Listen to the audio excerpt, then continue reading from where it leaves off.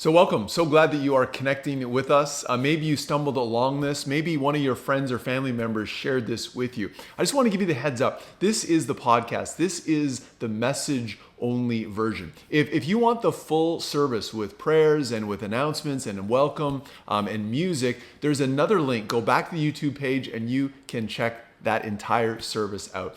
But we are so glad that you are connecting with us. One of the realities is that we want to connect more with you. And so if you have questions or you want to know what are some other ways that you could get connected, then send Leah an email and we'll be able to touch base with you. Now on to the message. Welcome. Glad that you are joining us again this week. Before we jump into this week's conversation, I want to remind you that in a couple of weeks, we are beginning another online Alpha film series. Now, what is Alpha? It is a place where you can ask questions around life, around faith, around what does it look like to believe and follow Jesus. And let me just suggest that perhaps if you're someone who has these types of questions or are wondering, how can I take a next step in terms of my faith in Jesus, this would be a great opportunity. But there's also a second group. Perhaps you know someone who asks you these questions of, well, what does the Bible say about this? Or what does this look like? And sometimes you're not quite sure how you can answer. Here's a perfect opportunity for you to invite them to come to Alpha and you will join them as well. And so we're starting on Tuesday, September the 21st, online at 7 o'clock. Here's the deal. Just come for the first week or the second week and just give it a shot and see, is this for you? It's based on videos, it's conversation, you'll get to know some other people. If you're interested or have questions, email Bruce. His email's on the bottom. It's just a chance for you to connect with others and learn more about faith and following Jesus. So this week, we are continuing in our summer series, Big, Bold Questions. And we're going to continue the series for 2 weeks, and then we're going to jump into a new series. But today, I want to land on a question that perhaps you have wondered out loud or maybe just within yourself. It's a question that I get asked from time to time, and it's simply this. Can God use me? Maybe you're at a place where you believe in Jesus, that you have experienced the difference that he is making in your life, that you have read stories either in the Bible or you've heard about other people who have been used by God, but you land in a place of wondering, but yeah, can God really use me? You may think I'm too old or I'm too young or maybe I don't have the skills necessary to truly be used by God. And what ends up happening is we start doubting ourselves. We start talking ourselves out of it and we land at a place of wondering if God can truly use me. And so that's where I want to land this week.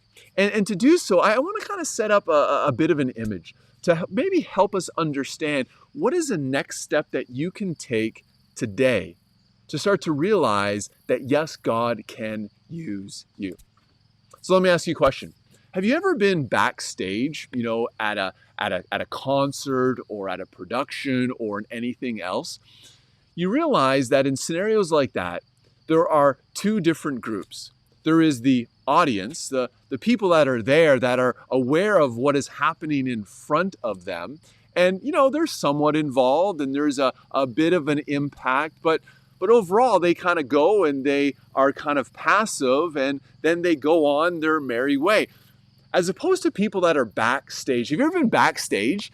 That is where all the action is happening. It's backstage that makes what's happening on the stage even possible. It's the people that are backstage serving that are invested, that are involved, and they are the ones that begin to witness the greatest impact. And so when it comes to faith, when it comes to following Jesus, I often wonder if perhaps the problem for many of us is we spend too much time in the audience, being passive, expecting to receive something, and not enough time going backstage with God. That's where I want to go here today, is to start to understand that if we truly want to make a difference, if we truly want to see how we can be used by God, one of the most practical steps we can take is to step out of the audience of following Jesus and get backstage and to see what God is up to and how God can use us. So what does this look like? Well, we're going to jump into a story very early on in Jesus' ministry. It's actually the very first miracle that he ever performed. And we're going to see how Jesus went backstage with a few individuals and the incredible impact it made. And so we're going to jump in. John chapter 2, beginning in verse 1. And this is what we read. It says, "The next day, there was a wedding celebration in the village of Cana in Galilee. Jesus' mother was there, and Jesus and his disciples were also invited to the celebration. The wine supply ran out during the festivities, so Jesus' mother told him, 'They have no more wine.' 'Dear woman, that's not our problem,' Jesus replied. 'My time has not yet come.' But his mother told the servants, 'Do whatever he tells you.' Standing nearby were 6 stone water jars used for Jewish ceremonial washing. Each could hold 20 to 30 gallons. Jesus told the servants, 'Fill the jars with water.' When the jars had been filled, he said, 'Now dip some out and take it to the master of ceremonies.' So the servants followed his instructions. When the master of ceremonies tasted the water that was now wine, not knowing where it had come from, though of course the servants knew, he called the bridegroom over. 'A host always serves the best wine first,' he said. 'Then when everyone has had a lot to drink, he brings out the least expensive wine. But you have kept the best until now.' This miraculous sign at Cana in Galilee was the first time Jesus revealed his glory, and his disciples believed in him." This was the very first miracle of Jesus, and it's brilliant in so many ways. I mean, first of all, the ability to turn water into wine, off the charts. Like, we got to be impressed by that. But I want to kind of get away from that and look at the subtlety of this miracle. Because what we begin to see is something incredible happen. The situation is Jesus is at a wedding. He is at a celebration. Now, weddings in Jesus' day were not like weddings in our day, where you show up for the afternoon and then you have an evening and then you all go home. No, weddings in Jesus' Jewish culture was days of experience, where people would come and they'd gather and they'd celebrate, they'd eat good food, they'd drink great wine. And so have you ever been in a circumstance where as a host, you have run out of something very important? Like, nobody likes that. Nobody wants that. Well, that's exactly what happened at this wedding. They ran out of wine. And for a culture that holds hospitality at a very high level, running out of wine might be the worst possible thing that could happen at a wedding celebration. And so there's a problem. And so Jesus is brought in, and jump to the punchline, Jesus turns water to wine and seemingly saves the day. But the interesting thing about this miracle is that the people in the audience, the guests, the people that were there celebrating, had no idea what had just gone on.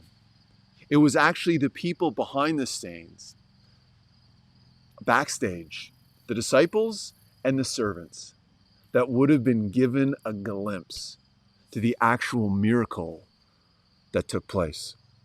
I mean, Jesus turned to the servants, and there were 6 massive water jars, and he told them to fill them to the brim. So imagine, in Canadian terms, 75 to 120 liters.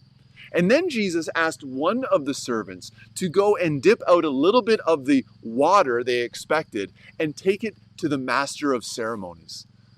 Like, yeah, you got to stop for a moment and just wonder, what if you were that dude? Like, you would be thinking, this is not a great idea. Because understand, this was Jesus' very first miracle. Nobody really knew who he was or what the deal was all about. I mean, he had just called his disciples, and now you're looking around thinking, I'm going to take water to the MC? I'm going to get fired. I'm going to get yelled at. This is going to be a gong show. And so although the MC was impressed that the wine was so good, This would have been a jaw-dropping moment for those backstage, because the servants would have realized that water had just been turned to wine. I mean, backstage was where all the action was taking place. This is where the greatest impact was being had. And so, what do we learn from this? A couple of things. The first thing is that when we go backstage with Jesus, when we actually take that step to get out of the audience to just simply saying, hey, what is in it for me? But rather, how can I get involved? We realize that is ultimately where Jesus wants us to be. Here's one of the important things we learn about Jesus, and actually we see it throughout the entire Bible, that whenever God wants to do something, he rarely, if ever, does it alone. It's like Jesus looks around and is like, okay, we're going to do something amazing here. Who wants to partner with me? But to do it, you got to get backstage. The second thing is what we realize is that when we go backstage, when we take that step of saying, yeah, Jesus, I want to be involved in what you're doing, oftentimes the steps we're being asked to take are not seemingly spectacular. A lot of times we may think, for me to make a difference for God, for me to get involved in the kingdom of God, it's got to be something spectacular. It's got to be something huge. But what we realize is Jesus asked these servants, hey, fill those jugs with water and then take a cup to the master of ceremonies. It seems rather insignificant, but it was because they were willing to be obedient, willing to do something, that it got the wheels in motion. I think oftentimes we need to be reminded of that. That in many ways, the ways that God wants to use us may not be in the spectacular moments, but it's in simply saying, yes, I'm going to be obedient. I'm going to step out and do something that may not seem like a big deal, but when you start to piece it together, it makes an incredible difference. Because one of the things you realize when you go backstage at a concert or at a theater production is not all the jobs are spectacular, but they are extremely necessary. Which brings us to the reality is that we all have to play our part. We all step in and start to be involved and be engaged. Maybe some of you are sitting there thinking, and let me use this as an example. It's been amazing to see what we have been able to do online. And you're thinking, oh, heck, I could never do this, or I could never speak to a camera. I could never be the person up front. And that may be true, but understand, this just doesn't happen on my own. There's people that set up lights, run cameras, they edit, they post, they comment. There are other people involved, and without them backstage, like literally backstage, you wouldn't have any of this. And God is using it to do incredible things. And so realize we all have a part to play.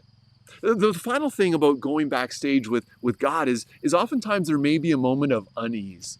Again, imagine that servant who had to go to the MC with what he thought was a glass of water. That would have been like one of those moments. And I think ultimately, when we are truly being used by God, there is always a sense of nervousness. There is always a sense of, I don't know if I can do this on my own, which, when you think about it, is exactly what God wants. Because if we could do it on our own, why would God need to show up? And so perhaps a sense of unease or worry or I can't do this is not a sign of a lack of faith, but the necessity of faith.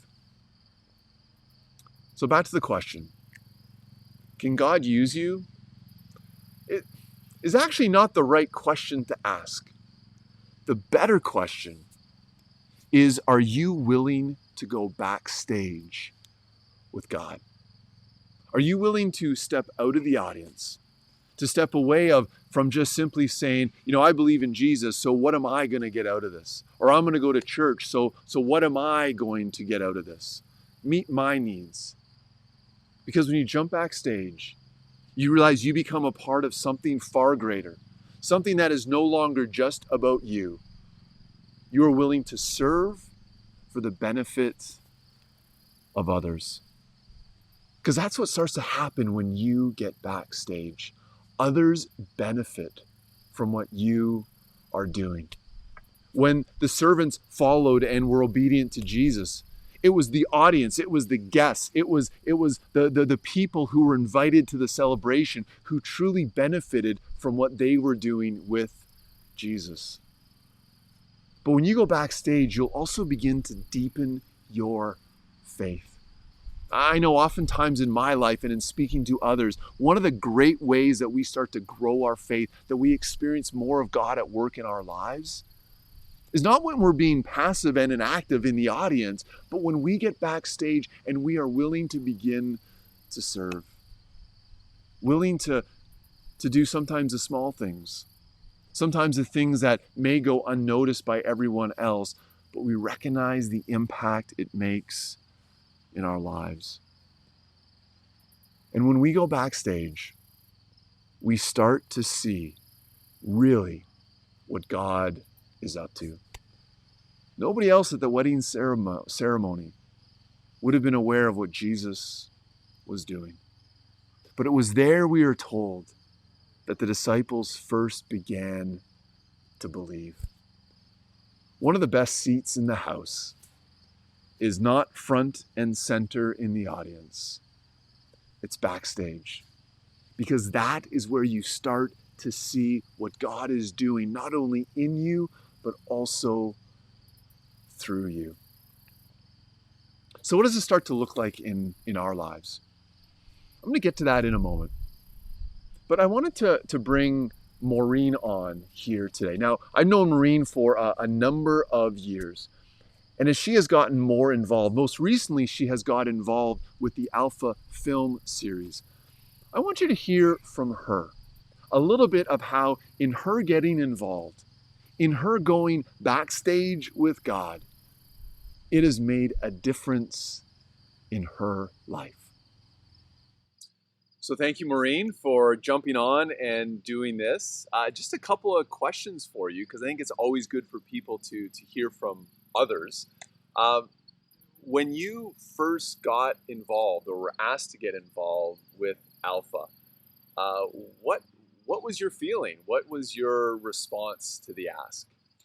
Well, it was excellent in that we were asked partway through the course. So you had time to think about it. And when you get to think before you volunteer, you always get to think what I will get out of it, but what I can give. So I was not nervous about it. I was able to think about it and thought, yeah, this is a natural next step for me. And I had already gotten to see both Don and Wilf in their roles, so I knew what the expectation was. Excellent. Yeah. And I know in Alpha, it makes such a difference to having people who are able to lead and to kind of help in those conversations. So stepping into a leading role and helping, what obviously it's benefiting other people, but what impact has it had in your life? How has it benefited you? So it has helped me in a few ways. I could say that I was nervous about one thing, and that was the power of prayer. And so being in that leadership role, I was worried about my role in leading prayer, because that's not something I had done in the past. As they said earlier, Don was our leader, and he was fantastic at it. So I knew that my fears, I could work towards that, because he is comfortable in that role, and he would be able to take on that role. And eventually, even I did start to, so even though I was in a leadership role, some of my own personal fears, I was able to start to overcome, being pushed a little bit. So being pushed helps. My faith itself has been definitely strengthened, because I have been able to, I feel like I have more concrete steps and facts that were questions before answered.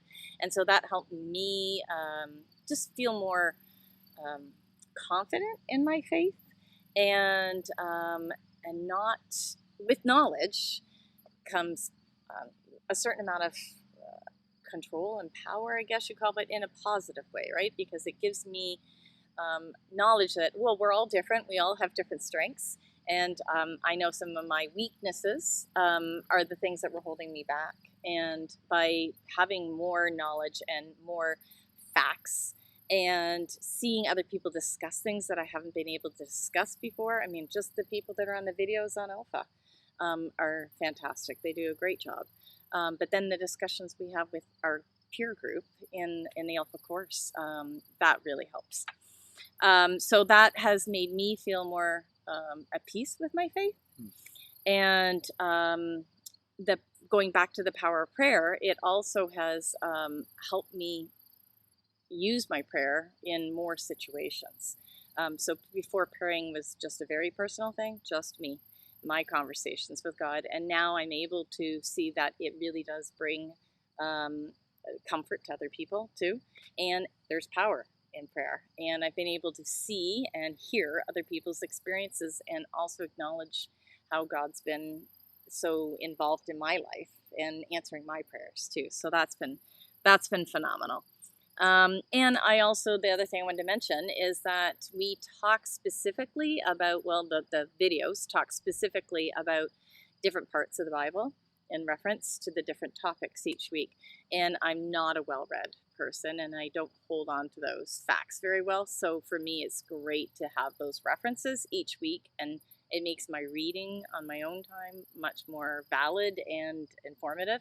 And again, it answers more of those questions. So there's so many great resources. I read spiritual books now that I didn't read before.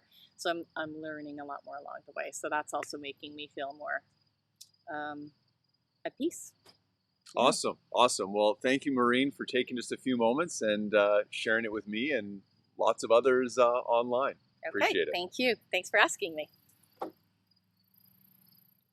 And so I hope hearing Maureen's story is helpful to you, as you have seen that by her stepping out and getting backstage and serving through Alpha, it has benefited others. She has helped conversations, but has also been of great benefit to her. And so what about you? There's two ways you can go. You can hear this and you can think about this and you can be like, yeah, I know you should do it, and then you don't do anything about it. Or you can begin to think of how you can get backstage with God.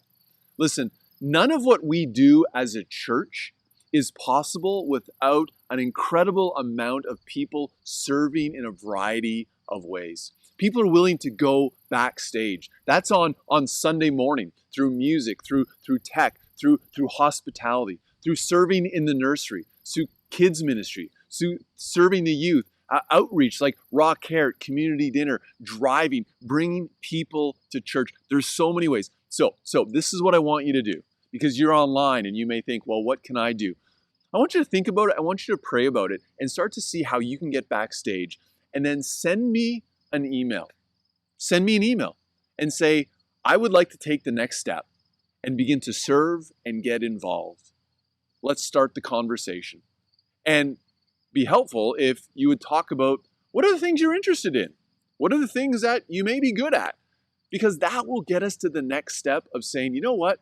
I'm no longer going to be passive. I'm no longer going to be in the audience member of this church, watching what is happening.